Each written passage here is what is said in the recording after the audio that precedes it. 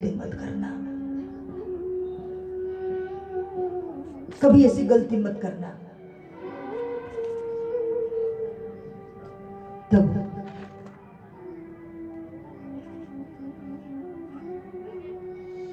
अश्वत्थामा, देखो कुछ लोग अच्छे होते हैं ना, वो अच्छे ही होते हैं, और जो लोग कुछ गलत होते हैं उनको कितना भी मौका दो वो सुधरने का नाम नहीं लेते।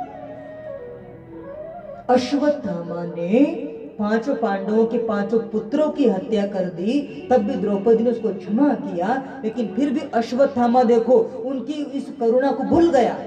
वो आकर संताप करता है कि भले ही मैंने इनको 5 पुत्रों को तो नहीं मारा, लेकिन फिर भी मैं पुनः इनके ऊपर आक्रमण करूंगा और मारने की कोशिश करूंगा।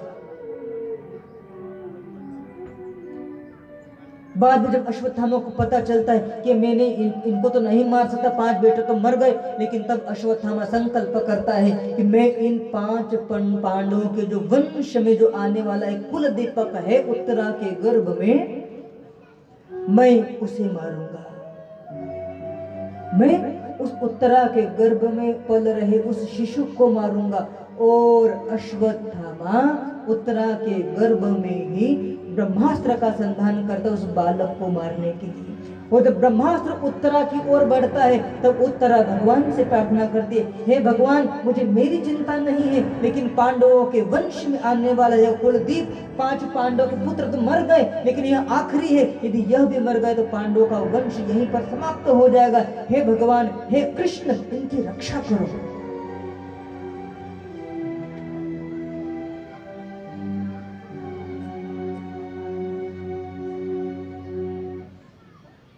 रक्षा करो इसकी। ब्रह्मास्त्र आ रहा है, उत्तरा अत्यंत व्याकुल है। ब्रह्मास्त्र भयानक तेज वाला अस्त्र है। जो जो वह ब्रह्मास्त्र उत्तरा की गर्भ की ओर बढ़ता है, उत्तरा अत्यंत प्रार्थना पूर्वक भगवान को प्रार्थना करती है, हे भगवान यदि आपने इस समय इसकी रक्षा नहीं, मुझे मेरे जीवन की चिंता नहीं है। भगवान की सोच देखो, ये कैसी नारी है उत्तरा, जिसको खुद के प्राणों की चिंता नहीं है, लेकिन ये आने वाले बेटे के लिए प्रार्थना कर रही है। और कथा आती है कि भगवान अपना चक्र लेकर उत्तरा के गर्भ में ही प्रवेश कर जाते हैं, और उत्तरा के गर्भ में भगवान अपने चक्र से उस अश्वत्थामा द्वारा छोड़े गए ब्रह्मास्त्र को शांत करते हैं। फिर वो ब्रह्मास्त्र उस परीक्षित का कुछ नहीं बिगाड़ पाता। इसलिए मैंने कहा था कि परीक्षित कौन, जिसकी परीक्षा मां के गर्भ में ही हो गई, वह जीव परीक्षित। मेरे बंधुओं, हर कोई परीक्षित बन सकता है। यदि हमारे जीवन में कुछ छोटी मोटी समस्याएं, कुछ परेशानियां आए, तो यह समझना कि हमारे आराध्य भगवान के जीवन में कितने संकट आए। यदि हमारे जीवन में कुछ थोड़े बहुत संकट आ रहे हैं तो हमको हताश, निराश, उदास, सुसाइड करने की नहीं सोचनी चाहिए। परीक्षित भगवान परीक्षा लेते हैं, परीक्षा लेने के बाद जो परीक्षा में पास होता है उसी को फिर सर्टिफिकेट मिलता है। उत्तरा के गर्भ में भगवान ने उस जीव की रक्षा की और अश्वत्थामा को पकड़कर लाकर वापस पांडवों के सामने लाया गया। और मेरे बंधुओं, एक घटना की तरफ आप विचार करना, थोड़ा सा एक घटना की तरफ। भगवान ने, 5 पांडवों ने, द्रौपदी ने 5 पुत्र जो बड़े बड़े थे, युवक थे, उन 5 बेटों को मार दिया तो अश्वत्थामा को माफ कर दिया। लेकिन जब अश्वत्थामा ने उत्तरा के गर्भ में पल रहे बालक को मारने के लिए अस्त्र छोड़ा, तब किसी ने माफ नहीं किया। हत्या से बढ़कर भी एक गर्भ में होने वाली भ्रूण हत्या, भ्रूण हत्या नहीं होनी चाहिए। ये भगवान इस भागवत के माध्यम से भी कहना चाहते हैं कि भ्रूण हत्या जैसा पाप नहीं।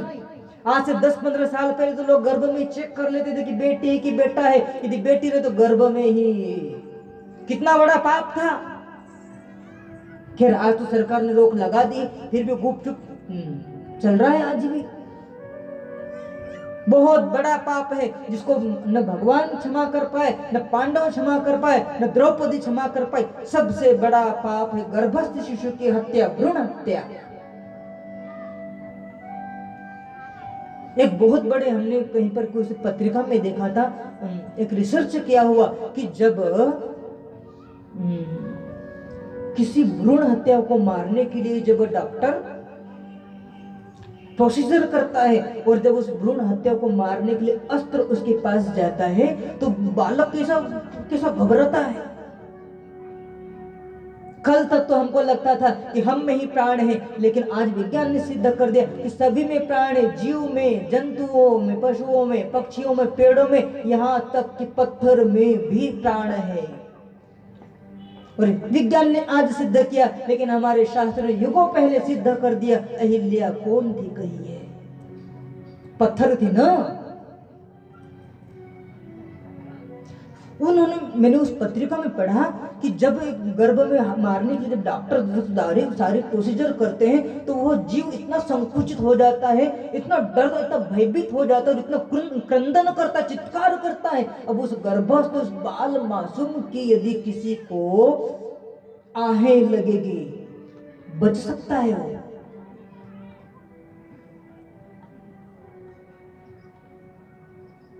मत सताओ किसी मासूम को, मत सताओ किसी गरीब को, वो तो बस रो देगा, लेकिन बंदे तू भी अपनी हंसी खो देगा।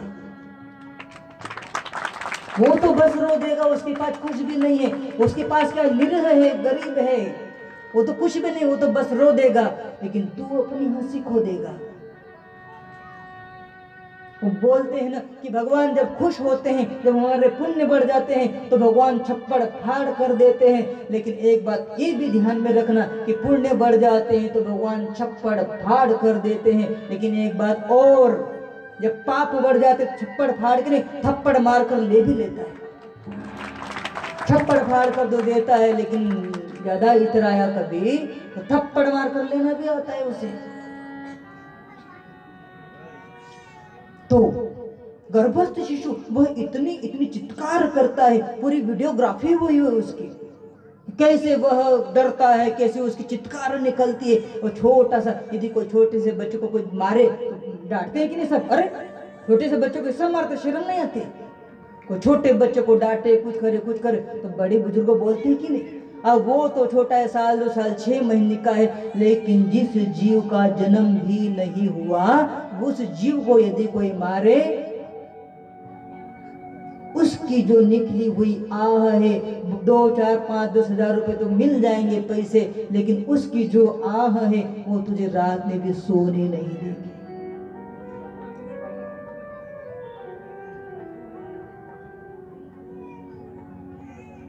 तो गर्भ हत्या होनी ही नहीं चाहिए। सरकार ने कानून बना दिया है, लेकिन हम समाज को भी जागृत होना चाहिए। बेटी गर्भ में है तो ले जाओ, एबार्शन करवाओ। डॉक्टर क्या करेंगे? जाने वाले तो हम लोग होते हैं ना। जब तक समाज जागृत न हो, सरकार भी क्या करेंगे, संत भी क्या करेंगे? जब समाज जागृत न हो तो समाज को जागृत होना चाहिए। शास्त्र, शासन, ये सब प्रकार के सब कुछ देते हैं, लेकिन जब तक समाज जागृत न हो तब तक व्यापक तौर से पूरी तरह से कुरीति दूर होती नहीं है। हम भी, जो लोग यहाँ बैठे हैं वो भी, और जो उनके आपके परिचय में है, रिलेशन में है, टच में है, उनको भी ये बात कहना कि ऐसा तो होना ही नहीं चाहिए कि गर्भ में कोई भी हो उसका गर्भ में गर्भ हत्या नहीं होनी चाहिए। सबसे बड़ा पाप है गर्भ हत्या।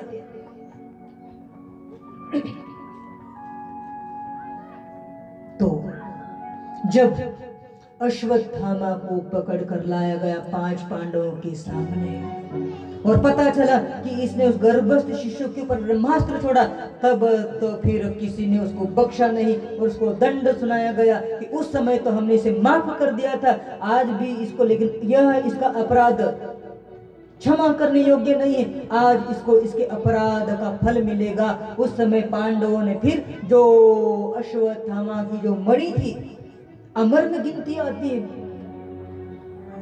अश्वत्थामा की, तो अश्वत्थामा की जो मणि थी वह मणि निकाल ली और उसको फिर बेचैन होकर बस भटकते रहे भटकते रहे भटकते रहे। इसलिए अभी भी किवंदती, शायद किसी को कुछ जीवन में कुछ घटना भी घटी हो कि जो असीरगढ़ का जो शिव मंदिर है वहां पर अभी भी एक फूल चढ़ा हुआ तो वो शिव मंदिर में मिलता है, और कुछ लोग बोलते हैं कि वो अश्वत्थामा चढ़ाता है। वो आज भी भटक रहा है, आज भी उस पाप के कारण आज भी अश्वत्थामा शांत नहीं है, आज भी अश्वत्थामा भटक रहा है।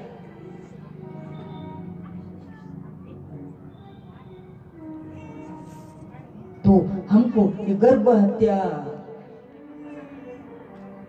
बिल्कुल नहीं, खुद ने भी नहीं, पड़ोसी को भी नहीं, नाते रिश्तेदार को भी नहीं। ये पाप तो होना ही नहीं चाहिए। जब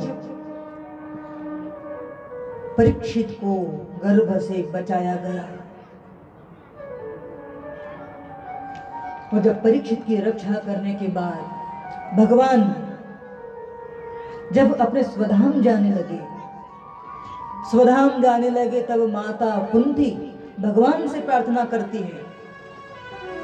प्रथम स्कंद में 26 श्लोकों में कुंती महारानी भगवान से प्रार्थना करती है। बड़ी अद्भुत प्रार्थना जो कुंती ने जो मांगा आज तक शायद किसी ने नहीं मांगा होगा भगवान से। जब भगवान जाने लगे तो भगवान सभी को बोलते जिसको जो मांगना हो मांग लो, क्योंकि मैं द्वारका जा रहा हूं अभी। किसी ने कुछ मांगा, किसी ने कुछ मांगा, किसी ने कुछ मांगा, लेकिन जो कुंती ने मांगा बड़ा अद्भुत था। विपदः सन्तु न शश्वत् तत्र तत्र जगद्गुरो भवतो दर्शनं यस्य पुनर्भवं न दर्शनम्। माता कुंती भगवान को मांगती, शायद पहली महिला होगी इतिहास की जो भगवान से ये चीज मांगती है। माता कुंती भगवान से मांगती है कि हे ठाकुर, यदि आप जाना ही चाहते हो तो मुझे एक चीज देते जाओ, मुझे वचन दो कि आप मुझे दोगे।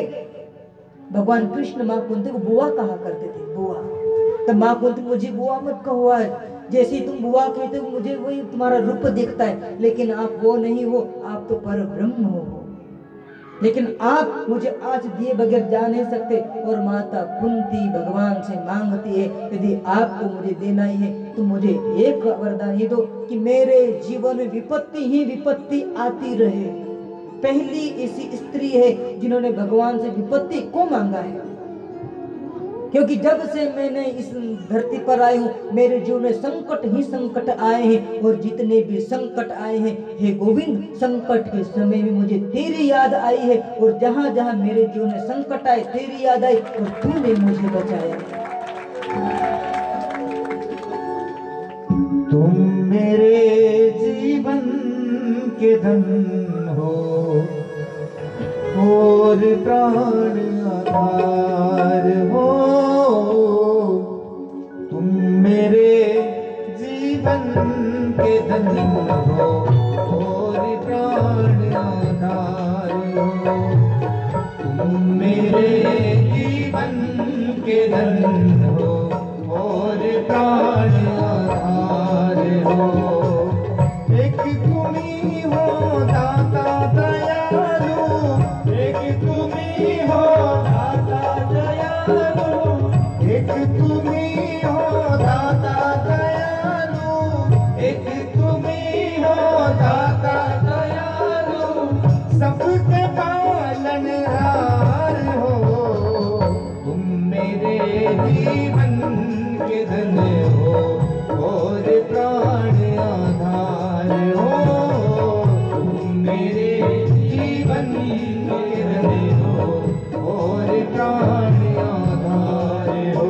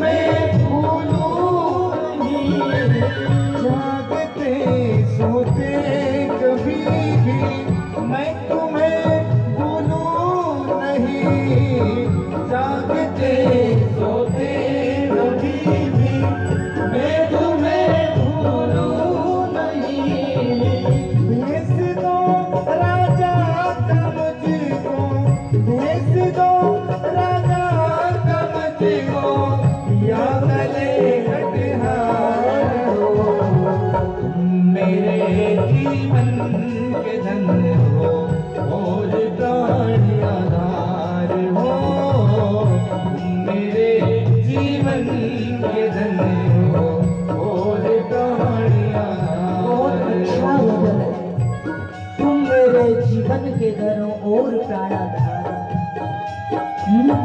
एक हमारा धन, एक धन तो वो होता है जो यहीं पर रहता है, और एक धन वो होता है जो साथ भी जाता है। कबीरा सब जग निर्धना, कबीरा सब जग निर्धना, धनवंता नहीं को, धनवंता सोई जानिए, राम नाम धन हो। तुम मेरे जीवन के धन हो और प्राण आधार हो। तुम मेरे जीवन के धन हो और प्राण आधार हो। भर रहा धन ध्यान से ही सबके तू परिवार को, भर रहा धन ध्यान से ही सबके तू परिवार को। देखे तुम थकते नहीं हो, देखे तुम थकते नहीं हो, ऐसे तुम सरकार हो। तुम मेरे जीवन के धन हो और प्राण आधार हो। तुम मेरे जीवन के धन हो और प्राण आधार हो। एक बड़ी कठिन बात है, बोलना सरल है, मुझे भी, मेरा बोलना भी सरल है, आपका सुनना भी सरल है, लेकिन यथार्थ में बहुत कठिन है। हे भगवान हमें विपत्ति दे। बहुत कठिन है, बोलने को क्या कुछ नहीं लगता, लेकिन जीवन में जब आता है ना तो थोड़ा सा कठिन पड़ता है। मैं आपको एक बात कहूँ, हम कदाचित भगवान से ये न मांग पाए, कुंती जैसा कि भगवान को दुख दे तेरी याद आए। हम भगवान को ये तो जरूर बोल सकते हैं कि हे भगवान जो तुझे देना है वो दे। हमें ये ताकत है कि विपत्ति में भगवान के दर्शन कर ले, हम दुख में भगवान को याद कर ले। कठिन है, हम ये कह सकते हैं हे भगवान तुझे जो देना, चाहे सुख दे, चाहे दुख दे, चाहे संपत्ति दे, चाहे संतति दे, चाहे पुरस्कार दे, जो तुझे देना वो दे। हम इतना तो कर सकते हैं कि जितना हमको मिला है हम उसके लिए भगवान को धन्यवाद दें कि हे भगवान तूने हमको हमारी लायकात से ज्यादा दिया है। ये तो हो सकता है। वो तो माँ कुंती थी जो भगवान को बोल सकती थी कि मुझे विपत्ति दे। विपत्ति जब जब भी विपत्ति आती है, दुख आता है, तो दुख में सुमिरन सब करे, सुख में करे न कोई। सुख में जो सुमिरन करे तो दुख का है कोई। ये तो बात है कि दुख में सब करते हैं, सुख में नहीं करते। लेकिन हे भगवान, हम इस कलयुग के जीव, आज के जीव, हम एक बात के लिए भगवान को कह सकते कि हे भगवान तूने हमको जितना दिया है हमको दुख मत दे, लेकिन ऐसी बुद्धि दे दे, ऐसी बुद्धि दे दे, ऐसी बुद्धि दे दे कि जितना हमको मिला है, जो आज है हमारे पास, वो भी बहुत कुछ है। भगवान तुझे धन्यवाद। ये तो हो सकता है, क्योंकि किसी एक ने अच्छी 2 लाइन कही है, मिलता तो बहुत कुछ है जिंदगी में, मिलता तो बहुत कुछ है जिंदगी में, लेकिन हम गिनती उसी की करते जो मिला नहीं। यदि हम देखें तो भगवान ने हमको इतना स्वस्थ शरीर दिया, कम है क्या? भगवान ने हमको स्वस्थ शरीर दिया, भगवान ने हमको रहने के लिए घर दिया, भगवान ने हमको अच्छा परिवार दिया, कम है क्या? लेकिन इंसान की ऐसी फितरत है, इंसान की ऐसी एक सोच है कि वो हमेशा अपने से ज्यादा वालों को देखता है। जिसके पास साइकिल है, जिसके पास कुछ नहीं था, बोले भगवान एक साइकिल आ जाए तो अच्छा हो जाएगा। लेकिन साइकिल आ गई, अब उसको साइकिल से मजा नहीं आ रहा है, वो लगता है भगवान उसके पास